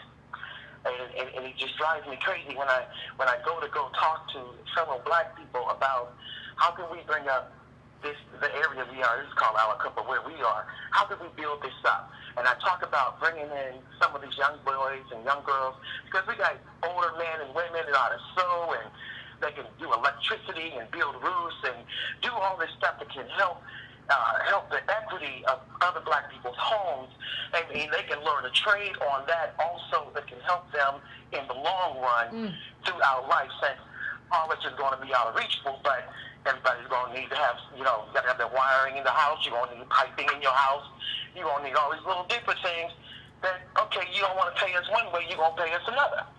To keep building up our communities, but black people they got this selfishness with them, where it's like, well, everybody wants to climb out the barrel, but we're all in the barrel together. And as soon as you're not doing, when that one person get out the barrel and they're not doing what they tell them to do, you're going right back in the barrel with the rest of it. So all this little high thought thinking that you're going to get to that next level to get somewhere in life, you ain't going nowhere. You're still in the barrel with us. And they come back and look at us and put us all down like we're not lazy, we're not doing anything. That's just real, like, man. And then you want to come back when they give you a nigga card. You want to come back, and that's all love. But where was the love when the money was needed in the black communities? Okay, Carl. Thank you. I appreciate you calling in. Lord have mercy. I appreciate it. Listen. Cornel went a lot of ways in that Guardian piece. I mean, he even talked about, like, he went to, like, trans people and all this stuff, and I wonder if he understood the extent to which, like, I saw people like, what's a lot of trans people of color? Yeah, no, you mean black people? You mean just black people getting killed? Like, what do you think that's about? And I think, I've said this before, but at least Ta-Nehisi's not scattered. Like, part of the thing is you can't just be everywhere talking about everything. That's just not. And people have to stop making black people feel selfish for, like, trying to protect ourselves. Like I said it again, we're here as African Americans trying to save ourselves. You should not let anyone make you or me or anyone else feel selfish for what we're dealing with and how we have to deal with it. You don't get to make me feel selfish for dealing with the people who don't have, whose poop is in the backyard. That's it. You just don't get to do that. I can't make it any more clear to you that you don't get to do that. You don't get to try to make me feel some kind of way, because I'm trying to make sure that in 2017 my other black people don't have feces in their backyard. You don't get to make or try to make me feel guilty over that. I'm sorry. And you don't get to preach to me about something that's happening overseas. Yeah, the same thing has been happening here to black people. Can I fix this first? Because I'm a full citizen in this country. Can I fix this first before I fix anything else? Can I fix my people first? I'd appreciate it. So, anyway, I'm going to the next call. Area code 734-734. I'm coming to you. What's your name? Where you calling from? Hey, this is Stedman from Detroit. Hey, how you doing? I'm doing good. Long time listener, first time calling. Hey. And this was just really a compelling topic, so I figured I would get my 2 cents. I've always kind of been a fan of Cornel West. And recently, in the last 2 years, I've kind of gotten into Ta-Nehisi Coates, really just heard about him and started to read about him. And so I kind of wanted to talk mostly about the article that Cornel West wrote and the rebuttals from Ta-Nehisi Coates and Jelani Cobb. Okay. And, I mean, we can all talk about the issues we have with Cornel West and his I guess, overreaching when it comes to trying to get equality or justice for black people. He kind of oversteps himself. And I think it could also be a valid point that maybe he is jealous. I mean, if there are only so many black intellectuals allowed in the room, and he's used to being the guy to call, and it's not happening now, that definitely may cause some problems. But I think at the same time, we should acknowledge that you cannot, as Ta-Nehisi Coates cannot simultaneously say all these things are bad, and you kind of addressed this in the video today. You can't say all these things are bad and then say, but you're a great moral man. You know what I'm saying? It's almost like, what's the point? Yeah. If you're going to say Obama did do these terrible things, he didn't address black poverty, he didn't address black education, he didn't address mass incarceration, he didn't address militarization of police. But then he's the next best thing to Malcolm X. You know what I'm saying? That's kind of like a slap in the face, either to us, the readers, the people who look up to you, because now you're our voice. Like you said, I'm 29. He's my voice. I don't have a degree yet. I went to Morehouse and I went 4 years. I dropped out. It was a lot of stuff going on, but I couldn't. So he was my voice, you know. He's a college dropout who just read enough books to give himself the perspective that he looks like he needs to be successful, giving a voice to the voiceless. And like you said, he seems like he does enough to get to the finish line and stops. You know, like I look at it like a doctor who, you know, you can address an illness, an acute illness. Oh, well, you have this problem, but you don't ever work on the cure. You don't address the cure. You just keep working on talking about how to fix the problem without addressing what the problem is. That doesn't do us any good. Yeah, and Ta-Nehisi would say that's not my job. But the thing is, like, we're in such desperate situations. Like, it has to be your job. Like, I don't think we can afford. Like, I understand the pessimism. I understand, like, there are no ready-made solutions. I understand that you can't give no quick fix. But I mean, I think you gotta say, of the solutions that are available, here's the one I choose. For me, the one I choose is like black politics. That's the one I choose. I think you have to say, of the ones that I see, this is the one that I choose. And then that gives you something to hold white people accountable to. Because you can say, well, I told you to vote for this. Did you do it? Okay, well, then you're a bad person. I mean, it's just what it is. Like, you have to have a barometer to hold people accountable. I'm not interested in trying to win hearts and minds. There were slave owners who thought that they were very good to their slaves and it was wonderful and all this wonderful stuff, and we don't know why you so upset. I'm not up for trying to convince the people who keep us in this position that they wrong. I need to defeat those people. And to the extent that Coates can convince those people to do something meaningful within the pages of the Atlantic, he needs to do it. You can't just say that's not my job. The place that black people are in right now is just too serious. So I thank you, caller. I appreciate you calling in. I have to move to another call, but I appreciate it. Yeah, it just is what it is, man. It just thank you. It just is what it is. I don't know. Like, I don't know. Like, this one I just put up was when Coates was very critical of Obama in terms of how he talks to black people. My question is, how do you then get in front of Obama and say kind of, well, I was intimidated or whatever, or when he said this, he's really smart. Or you can say Coates said he was a moral man. I don't see how anybody can say like Obama was moral. I think Obama's one of the most immoral presidents. And we've had a lot of, I think mostly all of them are immoral. But I think in terms of like how he specifically used the black community, even in terms of, I'll say it, I think how he used Coates. I think he had a good idea of Coates' insecurities when he came to the White House. I think he played on them. How do you go to the White House with this son of a Kenyan and a weird white woman and feel intimidated? I don't care what kind of power he has. Forget all this stuff. Well, it was the White House. I don't care. You come from a Black Panther. How are you intimidated by this man who comes from nothing? How? That's a problem for me. And that should be a problem for you. And I hope you fixed it. Anyway, let me go to the next call. I'm coming to 414 area code. 414 area code. I'm coming to you. I didn't know what's your name and where you're calling from. That didn't work. 414 didn't work. Anyway, I'm coming to 240. 240. What's your name and where you're calling from?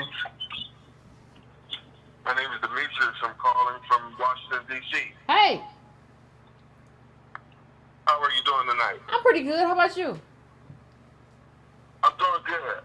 First, I understand the conversation, but what I would agree with Cornel West and see how our situation here is directly tied to the Palestinians in the Middle East is because of one of the new FBI terror watches, which is BIE, Black Identity Extremists. Okay.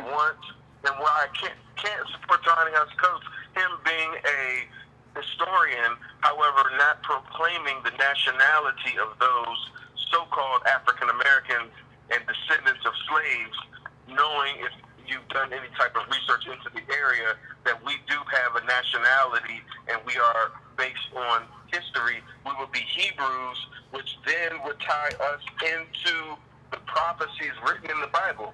And if we all then collectively then begin to believe what our foundation is, we already have an infrastructure through the black church to then begin a movement of separation and reparations. Separation from who? From this country. You ain't done. Let me hold on, bro. Let me just. Some of y'all just dreaming. Let me just kill the dream. You ain't gonna separate from this country. What are you talking about?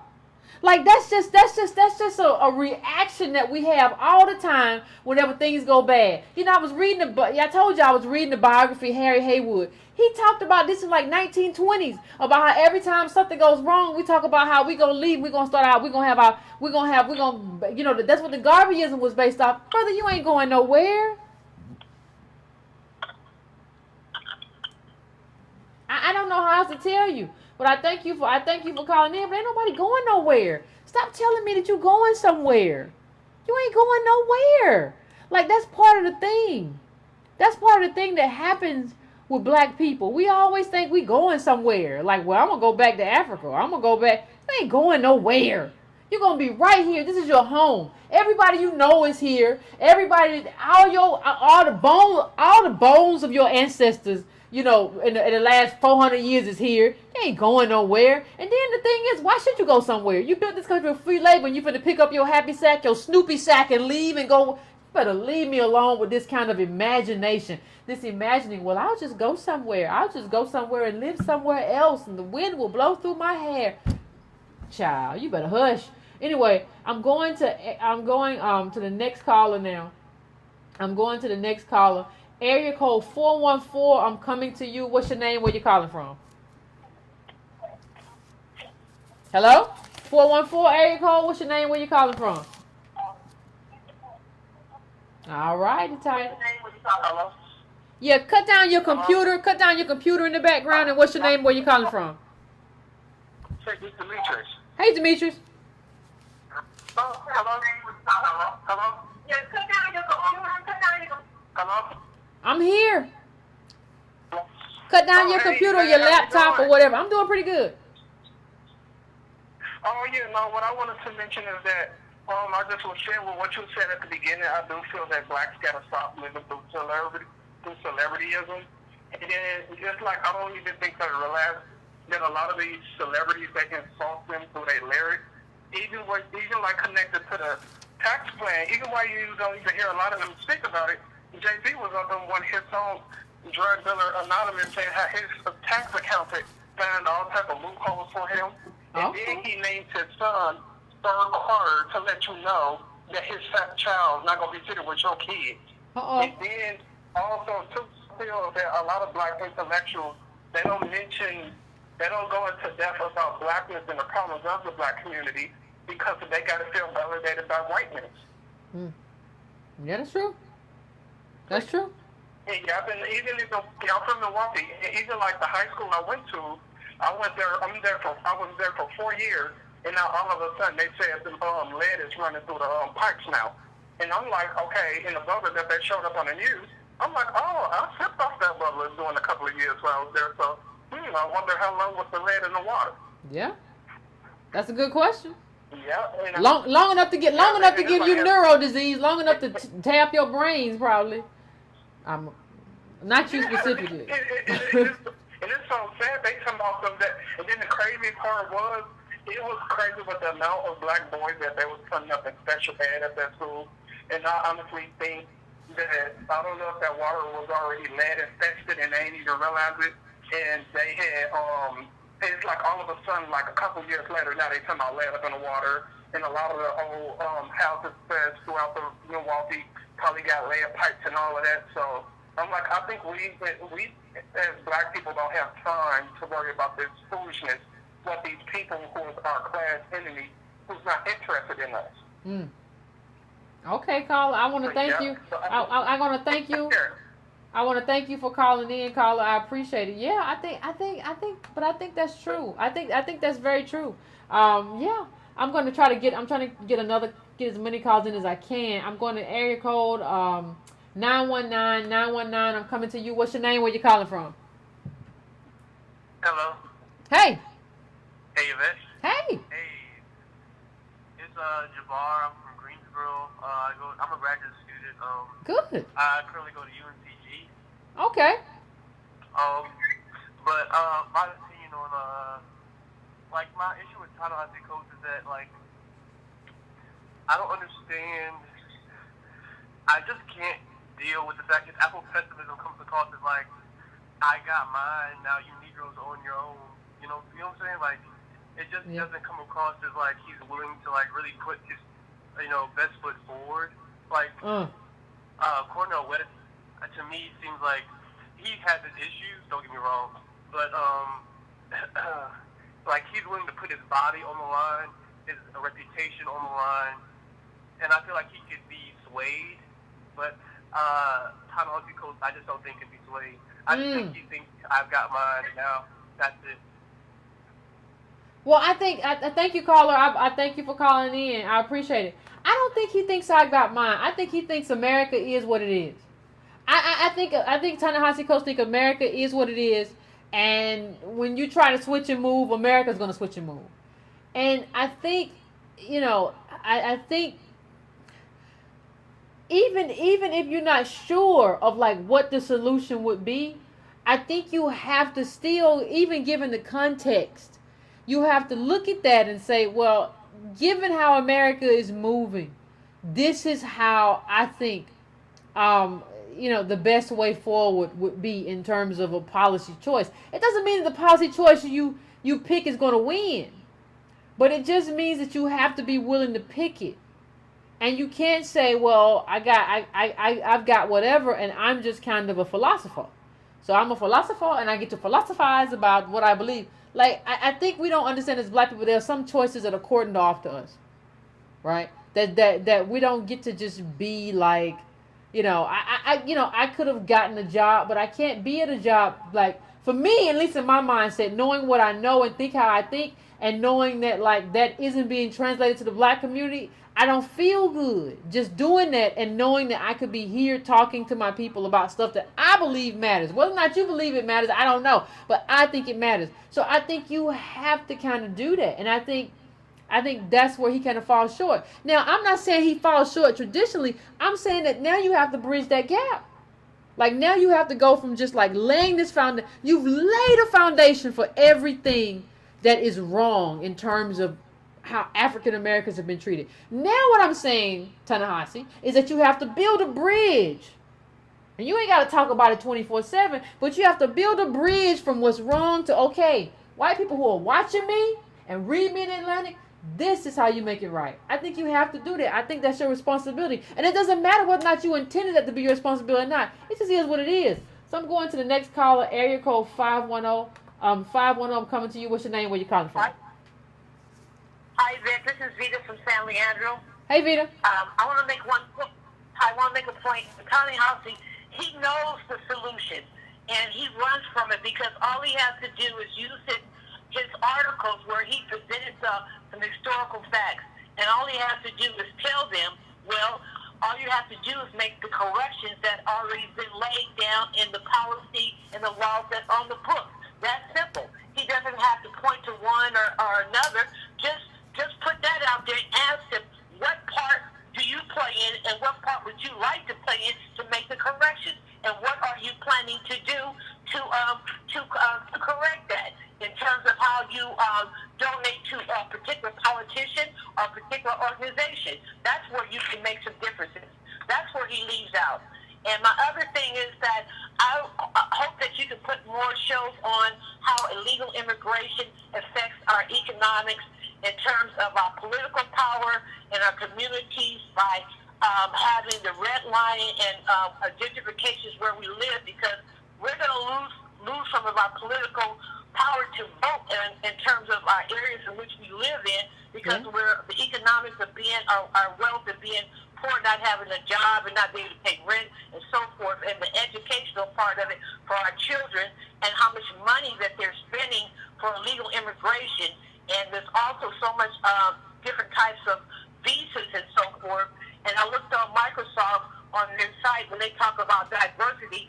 It shows a lawsuit that they are presenting in California, and it shows all the companies that are supporting this legal immigration in terms of jobs. And so I hope that you can do more information on that, because it connects to everything that we do every day. Thank you. Okay, thank you, Vida. I appreciate it. Yeah. I mean, I'm going to probably our last caller, area code 469. 469, I'm coming to you. Unless it's a bad call. If it's a bad call, I'll give y'all another call. 469, I'm coming to you, I think. Well, hold on. Yeah, I'm coming to you right now. I think it's me. Okay, what's your name? Where you calling from? Yvette. It's you. It's LJ. Can you say LJ? It's LJ. I beg your pardon? Yvette? Yeah, I'm here. Can you hear me? Yeah, I can hear you fine. Okay. Okay.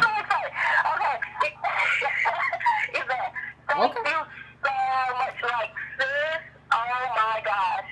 Like, you are exactly what we need in this moment. I'm LJ, calling from Dallas. You just don't understand how I sent you a wrong. I'm the one who's thinking that living wrong email last night. You probably, I don't know if you saw it. Anyways, I just think that it's really, really, really important that you put that, I'm almost kind of nervous. You put that chart back up that shows exactly the state of our financial demise right now. You said we're worth 0.2%. We're not even worth 1%. The majority, 50% of us are not even worth 1%. And we cannot get, ignore all of these distractions that we're being faced with. Get off the incident. I'm sorry. Like, some of the things that are out there right now are being served to us as a measure to distract us. And it's really important that we understand that we are literally fighting for our existence. We're fighting for survival. We don't have the luxury to be able to spend even just seconds, minutes on trivial matters, because we are literally, look at that. The bottom 50% of households are worth less than a dollar. Like, my mama can't even help me. I can't help my mama because she can't help me. And that's exactly where most of us are. And even if we do get to where we're making it, it's easy without the safety net in place that a lot of, unfortunately, white Americans have the luxury to have. We don't have that safety net to fall back on. Like, I mean, what was it?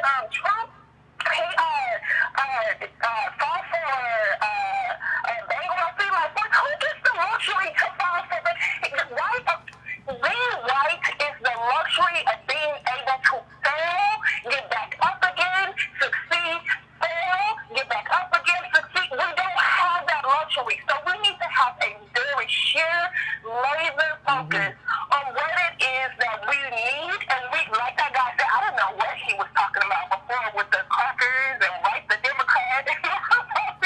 But he did say we're giving away our votes for free. And we need to go to these people with an agenda and make it very clear on what we say reparations means to us. So just thank you, sis. Thank you. I implore you to keep on, and just thank you so much for what you're doing. We're going to support you. And this is the time right now for independent voices like yours. So I know that, we're at the right place at the right time, especially for 2018. Thank you. I appreciate it, caller. I appreciate that. I'm going to go to the last call. I asked people in the chat what area code to go to. They told me 215. I'm gonna go to 215, and if it ain't right, it's the chat fault. So anyway, 215. I need to know what's your name and where you calling from. Hi, this is Michelle. I'm calling from Alabama. Hey, Michelle. Oh, you in Alabama? Tell us. Do tell. Oh yeah, I'm here. Yeah, I was here for all the election, all that drama. Okay. But yeah, like I was saying in the chat, I'm so proud to see these black guys having these construction jobs and these road building jobs. I'm like, build a wall. I mean, we need it. I'm not in opposition. The question I always ask, and I'm gonna let you finish. But the question I always ask is, why does a country with dwindling jobs and dwindling opportunities, where most people, I said this on Facebook, but I try not to catch Lyft because it's a catch-22, because you catch Lyft and you're participating in this sort of gig economy, right? But if you don't catch Lyft, the people in your community who are looking for that to eat don't get paid. And so I talked to the guy, and he told me he used to be an internal auditor. He has a master's degree in accounting, and he's driving Lyft. And so I don't know why an economy that can't find a job for this man is inviting a bunch of other people to come here and be a part of the economy. That's the answer that's something that nobody can answer for me. And I don't know why anybody would call me a xenophobe for believing that way, believing that we have to have an immigration policy that makes sense. I have never seen it. But go on, caller. I'm sorry. I don't understand how black people can fight for other people's rights to come in here illegally or legally at this point. I don't understand it. I mean, you got illegal Mexicans coming in here taking the black men's jobs. You got Nigerians wanting our reparations, asking us why we doing Black Lives Matter. Okay, it's just crazy. I've never seen such foolishness. I agree, but we don't like, people have made us feel that like it's not okay to be self-interested. And they're only self-interested, but they make us feel like it's wrong to be self-interested. No, we have to say, listen, we've been here 400 years, we've been enslaved, mobs have attacked us, redlining, housing discrimination never been fixed, we got raggedy schools. I'm going to focus on me and my community. You can do whatever you do what you want to do, but this is what I'm going to do, and you're not going to make me feel bad for doing it. Exactly, and that's causing brain drain in their country. They're bringing all their best people here. Of course it is. Yeah. To help your own country. Yeah, of course it is. Of course it is. All of your best people flee. And if people listen, if you really wanted to do something, you would deal with American foreign policy. If you say, what if people come here and they come from war-torn countries? Well, tell America to stop being an adventurer all over. That's what you would do. We only take, do you realize even when we take countries from war-torn refugees, that most of the people still stay stuck over there? What about them? You don't have to think about them because you feel like, no, I saw one of them at the grocery store and we helped him out. So you feel like you don't have to deal with everything else that comes with what you do or how you vote. We don't have to deal with everything else. It's a problem. But I agree, caller. I thank you. Thank you. Thank you. I appreciate it. I appreciate you calling in. All right. I want to thank everybody who called in tonight. If you called in and didn't get through, I apologize. We just been having we've just been having a lot of phone lines, all the phone lines just stay full. I apologize if I can get through to you. But that's it for tonight. And I just want to, the last thing I'll say is that, part of the reason why Coates can't call Obama a good president is because even when you look at what we talked about a while ago in terms of the mortgage restructuring, Obama had personnel. For 2 years he had Congress, but he had personnel. He had all the cabinets. He had the rules, and the people broke those rules in terms of housing. And all of that happened, he didn't do anything to help us. And most of our black wealth was caught up in homes. And he allowed these people to basically just rip that apart from us and rip that away from us. So you cannot, Ta-Nehisi, call this man a moral person. There is no undergirding for that. As a matter of fact, the opposite is true. There's an undergirding for him being immoral, and that's part of what I'll say about that. And I want to thank everybody for coming in, calling in, and being a part of this debate. I want to thank everybody for that. And then you can go to donatebrown.com to donate. You can go to breakingbrown.com where you can sign up for the newsletter. You can go to subscribetobrown.com, which is not a fee. You just sign up for the newsletter. Please share this in your groups.